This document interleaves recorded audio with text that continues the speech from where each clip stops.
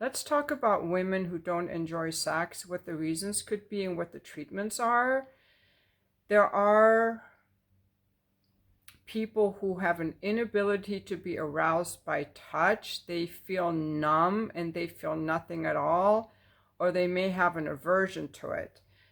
In this video, I'm going to be referencing the work that is done by Mark Schwartz, who is the head of Harmony Place Monterey, where they treat sexual trauma. Just as in history is very interesting. In his 20s, he worked with over 1,000 child molesters. One of the things he did was help them to see that these child molesters see children as objects, and he brought in women who were abused as children, who were very angry, and it actually helped these men see that the impact that they actually had. Like, he created a little bit of insight and empathy there. He worked extensively with people. He spent many years working with people who had eating disorders, also rape victims. Now he deals, I think, with sex addiction and trauma. And he worked also for many years with Masters and Johnson. He started out just doing cognitive behavioral therapy. And of course, that isn't enough. Then he got interested in doing family of origin work and internal family systems.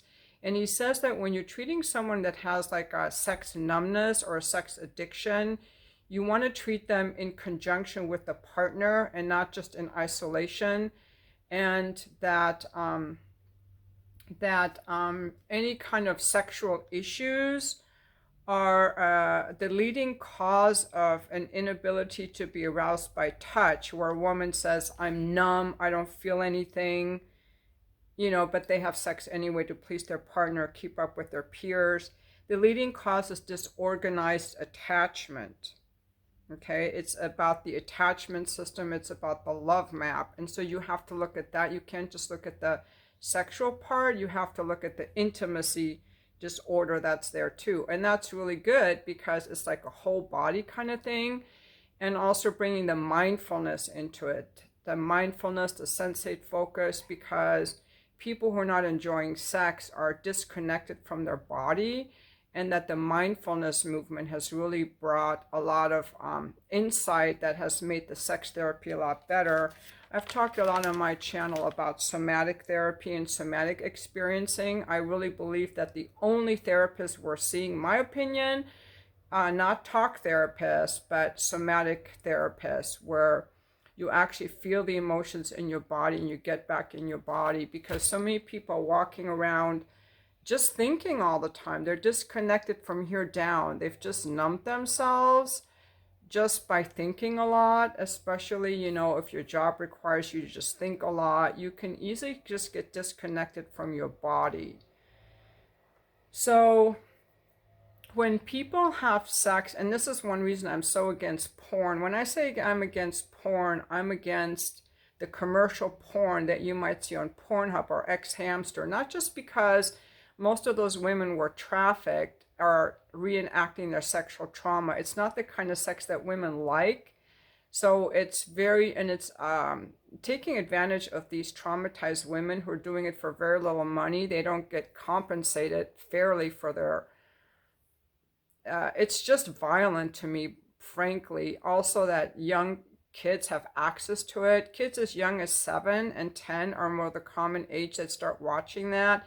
It gives them a false idea of sex, and it makes them think of women as objects, and completely disconnects people from what sex is, its sensuality and its intimacy. So when people are experiencing sexuality without sensuality, that needs to be investigated. And I think that porn does that, childhood trauma does that, being disconnected from one's body does that. Somatic therapy, I guess some people were using it years ago, but it's only been really popular for the past 3 or 4 years. So you can find therapists that do somatic work, and that means like being present in your body. What are you feeling in your body, not just what are you thinking? Now, so Mark Schwartz, he and his partner They've done a lot of these videos, which I just watched this hour-and-a-half long video for the second time. He has lectured over 50,000 therapists nationally. He edited 3 books. He was trained directly by sex experts Masters and Johnson for treatment of sexual dysfunction and lack of sexual desire and arousal. He has a degree in psychology from John Hopkins University. And he specializes also in working with the deeper issues of a client's childhood. So I'm going to be showing you some clips that he did for the in a talk for the California Association of Marriage and Family Therapists, Monterey, California, chapter in June 2023. And in this first clip, we're going to talk about, he talks about why some people want to take like either use KY jelly or some kind of like a relaxant, like a Xanax or whatever, to feel relaxed to have sex. And he talks about why that's not fair to you to bypass your natural response of terror. Your natural response of terror, or when you bypass it, you're just going to cause more sexual aversion. So don't have sex when you can't be present. Don't push yourself to have sex. So we're just going to talk about that. And the audio is not the best. If you want to watch this, I'm going to put the link to that talk in the description of my video. And this starts at around the 25-minute mark. So I have 2 clips here, but it's from the 25 to the 28-minute mark. If you want to watch that and just bypass my audio, because it's just, the audio on it just was not very good. And then me filming it just didn't help matters at all. So let's listen to that part and then I'll be right back. A lot of people do take benzos before sex and in order to be able to cope. And I'm not saying that's useful, but if your anxiety is so high that you're afraid to be with somebody because of trauma, that doesn't seem so good either, because what you're doing is you're bypassing the natural response. And if you're terrified because of having flashbacks of trauma, and then you push yourself to have sex when your body's not necessarily there, you're going to create sexual aversion. Sexual aversion is a phobic element of sex. And so what I'm trying to do with women generally, and sometimes men, is do not have sex when you can't be present in your own body. When you're not desirous, you're not arousal of it. So many women, go to KY jelly and have sex in order to please their partner. And they're not doing any big favor to the partner, because it doesn't feel so good to have sex with somebody who just is being done to. And they're really hurting themselves in some ways. So I want to have a person respect that and not try to bypass that with a drug or with an NZ. Okay, so there he was talking about don't push yourself to have sex. You're not helping yourself at all. It's not fair to your partner. You're just going to cause yourself to have more aversion to sex. And, you have good reasons for not enjoying it. So what is the treatment that he recommends? Okay, it's called sensate focus. So now let's hear him talk about the sensate focus, and I'll be back on the other side. So what we do is we do sensate focus. And Masters and Johnson invented sensate focus. But the interesting thing about it is that almost no one got it about what it was. Sensate focus is not the cure. Sensate focus is a tool. In this tool you say, I want you to go home tonight.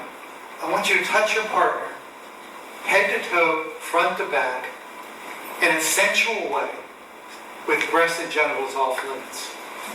And when you touch them, I want you to be mindful of what you're experiencing through all of your senses. When you touch their face, what does it feel like? When you touch their hair, what does it feel like? When you touch their legs, what does it feel like? When you touch their toes, what does it feel like? I don't want you to give them a massage. I don't want you to try to turn them on. I don't want you to try to make them feel good. I want 100% of the focus beyond what you're experiencing in a mindful way. And tomorrow when you come to my office, I'm going to say, what was it like when you touched them? And I don't want you to say good. I want to know what it was like when you touched the face and how that was different than the arms. I want to know what the experience was like. So, the person sort of looks kind of dizzy, And so they'll come in the next day and I'll say, what was it like when you touched your partner? I liked it. Okay, good. What sensations did you take in? It felt good. Okay. So now what we have to do is get them to go from good, which is an evaluation and a judgment up here, to back in their body. And, to be able to say, well, when you touch this piece of metal, what do you notice?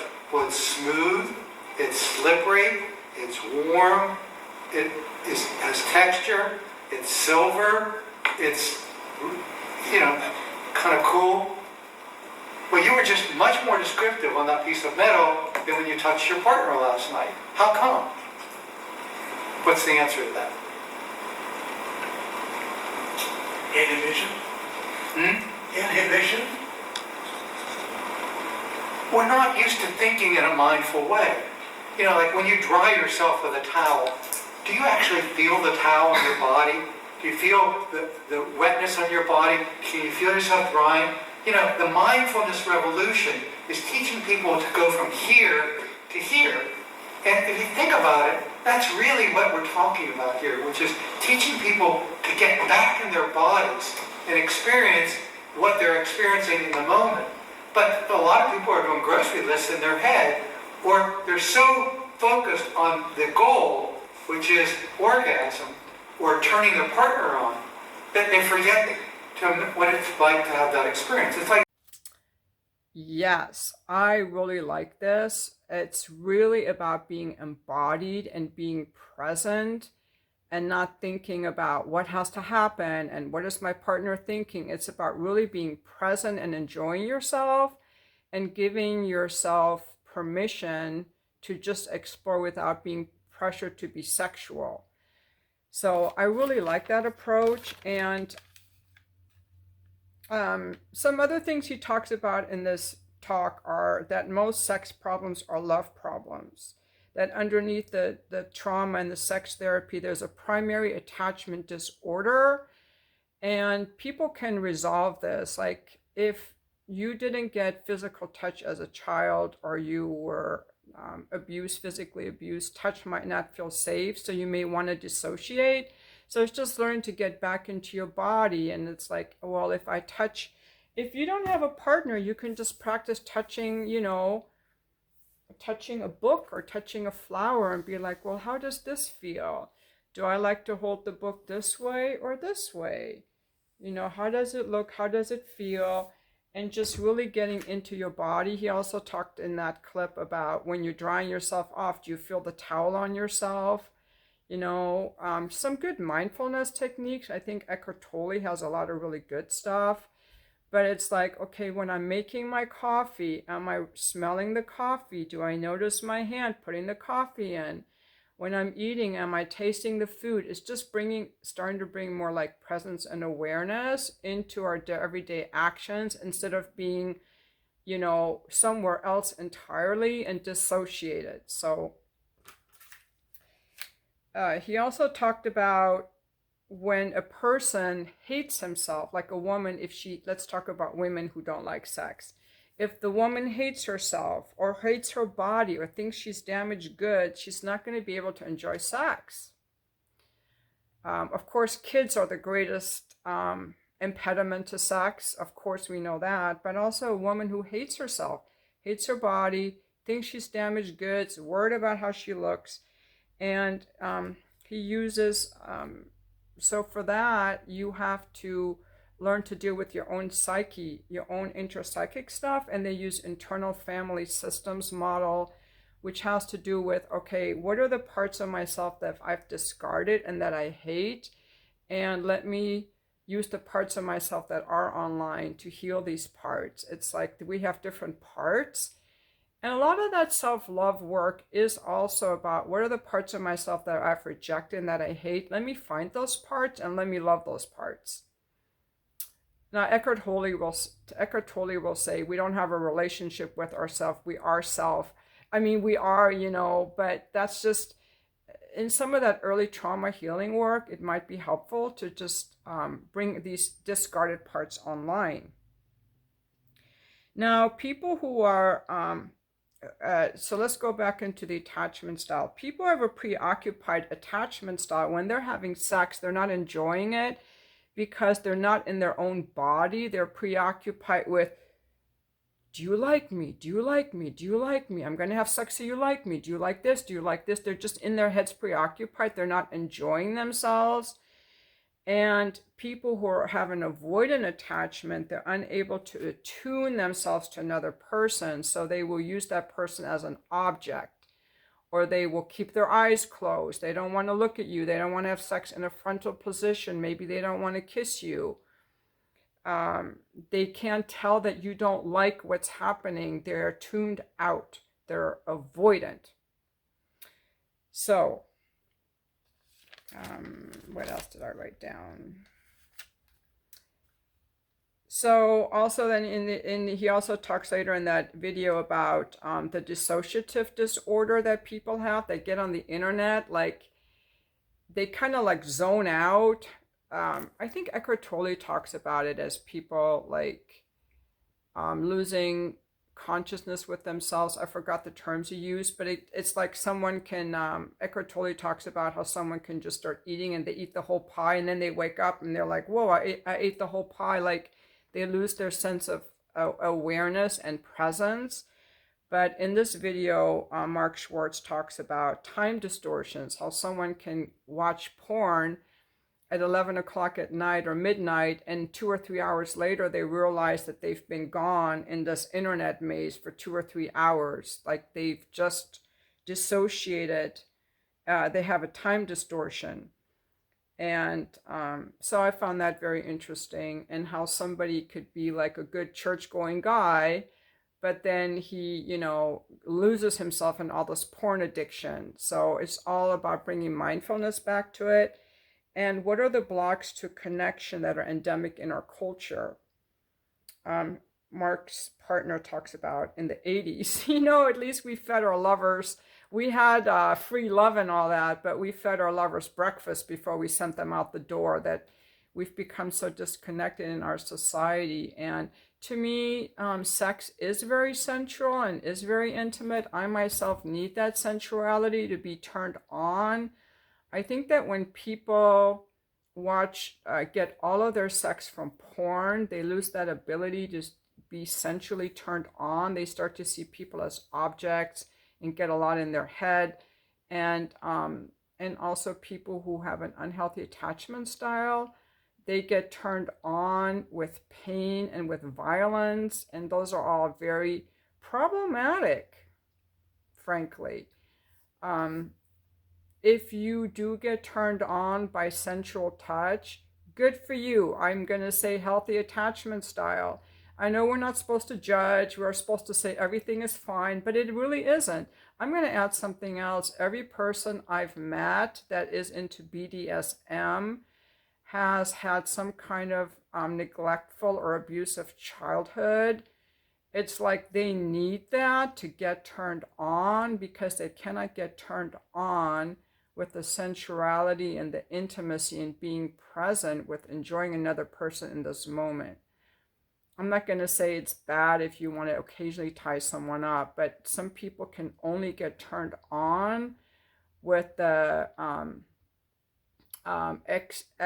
extra staging of, like they need a vibrator, they need ropes, they need paddles, they need restraints to get turned on every time. I think that's a problem, and it's my channel, I can say that. I'm not saying that you should never do those things. I myself am not into those things. Like, why? But just in my experience, all the people who were into BDSM were abused as children. I don't know any that weren't. So, don't come after me. I could be wrong. But they need that extra something to be able to get turned on. And I'm not even, like just a little bit of hair pulling or a little bit of tussling is fine. That's normal, I think, sex, a little bit like physical aggression and so on. But any kind of violence and over the top stuff, to me signifies some kind of disorder. I would not want to be with a guy who needs any of that stuff, frankly. Now, sometimes people might wonder how I feel about porn. I'm just going to get into that. I think if you are going to watch porn, I think it should be in relation to real sex you have in your life, that the porn ought to make your sex life with your partner better, but not make it impact it negatively, so that people watch too much porn have an inability to attune sensually to a partner because they're so used to seeing women as objects. And they're so desensitized to pleasure and touch. Also, the commercial porn is very violent. Most of those women are sex trafficked and they're not compensated for it. That's why I'm a big fan of, if you're going to watch porn, to subscribe to sites where it's romantic porn. I think Tristan Taormino has some really good educational content with real couples that are very sensual, teaching you different things like anal sex and threesomes and cunnilingus and fellatio. And it's very sensual and well done with real couples. I recently came across another director called Erica Lust. I watched a couple of her videos and I thought those were very well done. And then I also think sites like OnlyFans and Just for Fans, where women make their own content, are really good, because you're making content, these women are making content that they enjoy, that are not violent or are exploitative, and they're not trafficked. And in all of these cases, when you're paying for it, only adults can access that. I do not like all this free stuff on the internet because children can access it. And when you're watching it, you're supporting sites where women are sex trafficked, treated as objects, and where children can get access. And you're contributing to the exploitation of women, because you're watching porn in which women are not enjoying themselves, and it's deadening your emotions and your empathy when you watch that and start to think it's normal, start to get turned on by it, and completely lose access with your body, your sensuality, and the mindfulness that really good sex requires. So it's makes people less of a human when they watch that. So again, if you're going to watch porn, look for something that's like romantic porn, sensual porn. Subscribe to a content creator that gives you like really authentic content where you're actually paying for that. That should be paid for, just like music should be paid for. I don't also believe in pirating music. I've always paid for my music, even when it was possible to pirate it, because I want to support the creator that made it.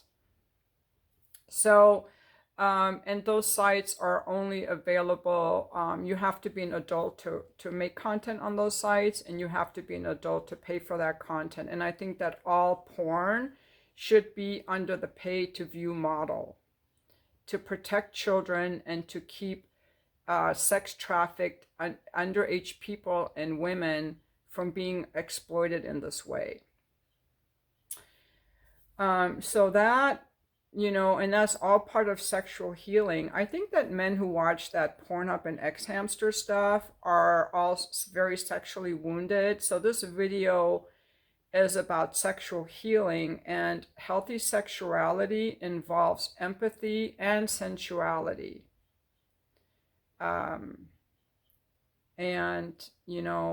anything else that's just violence, it's just reenacting people's trauma, and it's not going to leave them satisfied or fulfilled or filled with joy and love and connection. So in the video, he also talked about fantasizing, that some women have trouble with sex. They numb out because they don't fantasize about anything, that it's okay to fantasize, and that some women were like so disconnected from their sexuality that they had never fantasized, and so they gave these women different fantasy ideas like, does this turn you on? Does this turn you on? Like a guy might fantasize about his secretary at work to be able to climax. That it's okay to fantasize about someone to climax. I myself have used fantasies, but if I'm in an intimate relationship, I can just look at my partner and be able to climax when I'm looking at my partner. But when I was working with clients in this intimate way, I would not do that with clients. I only did that with a couple clients, just to be like, yeah, I'm not afraid to be intimate like that. But there were certain things that are intimate that I would not do with clients, even though I was very sensual with them. There's certain things that I would save just for an intimate relationship, and that's healthy. So that's a little bit here. I hope that you will check out some of the videos he has. I'm going to be making another video in the next day or so about visualizing healthy love, because that's kind of related to it, that we have to know what it's like to experience healthy touch and healthy love and healthy parental affection, and imagine it and feel it, so that that's what we can attract. Because a lot of people will just keep attracting a partner who abuses them or hurts them or ignores them or neglects them, because that's all they know. So we have to wake up these dormant parts in order to attract and know what's possible and know what to look for. Anyway, I hope you've enjoyed this video. I would love to read your comments, especially about, women who, don't like sex, because most of these women, when I've talked to men, these women that don't like sex, they do not want to go to therapy to talk about it. I think that people who are sexually abused, they don't want to deal with that. They don't want to open that up. They want to keep it in the past, keep it buried, because it's easier to be numb than to feel the pain that's required to really wake up to a whole new life of joy. You have to unpack, like, people have pushed all that pain down. They don't want to look at it. But when you can't feel that pain, you have to numb yourself, and then you can't feel joy and pleasure either. You have to be able to feel all of that and know that it's not going to kill you. It's just going to be some uncomfortable sensations in your body. And so I think it's really good for people to find like someone they trust, like a somatic therapist that they trust, to work with them on a limited time basis, to get back in touch with their body and feel safe in their body, so they can find pleasure in the present moment. Thank you for watching my video.